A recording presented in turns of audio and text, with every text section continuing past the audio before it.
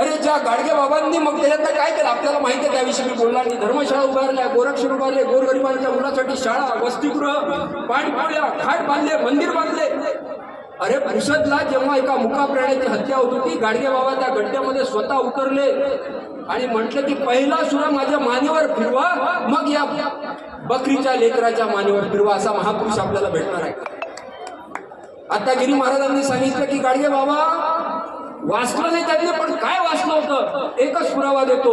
हैदराबादला गाडगे बाबांचं कीर्तन होतं. गजानन बाजूच्या गावातली माणसं आली, बाबा उद्या कीर्तन आमच्या गावात करा.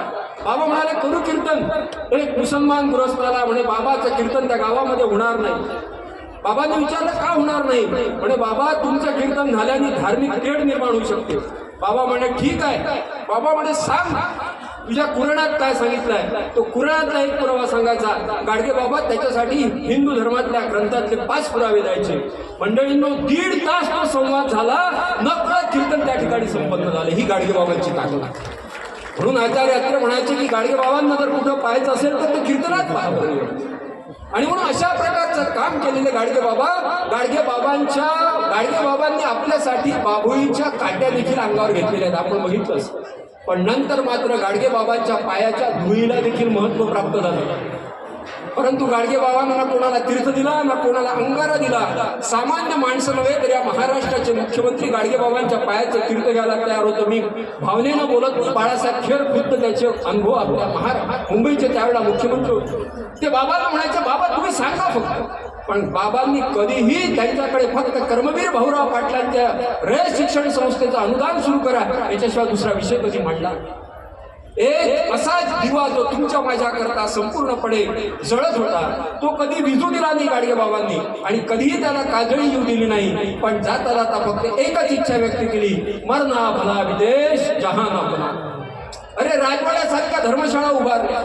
तो सिद्धार्थ राजपुत्र होता आणि तो राजपुत्र होता बाहेर पडला आणि बौद्ध धर्मातला होऊन भगवान गौतम बुद्ध अशा उपाधीला प्राप्त झाला. गाडगे बाबा देखील त्या अर्थानं राजपुत्र होते. घराच्या बाहेर पडले, आपलं असलेले घर सोडलं, गाव सोडलं, नातेवाईक सोडलं. मूर्तिजापूरला कलावतीला गाडगे बाबाचा अनंत कोटी प्रणाम.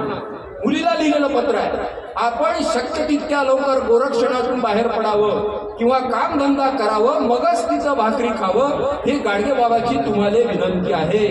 इतक्या कठोर शब्दात मुलीला सांगू शकणारा महात्मा या जगाच्या पाठीवर आपल्याला दिसेल का? अनासक्त मुक्ती, मग वैराग्य मूर्ती म्हणतात तो काही शब्दछल नाही, कर्मयोगी म्हणतात तो काही शब्दछल नाही, हे प्रत्यक्ष साकार नाही. आणि मग त्यावेळेला गाडगे बाबांनी अच्युतराव बाबा देशमुख त्यावेळेला नागरवाडीला गेले. इतिहास आपल्याला माहिती आहे, मला ते सांगायचं नाही.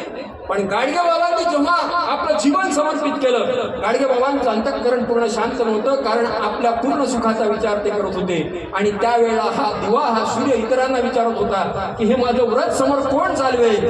आणि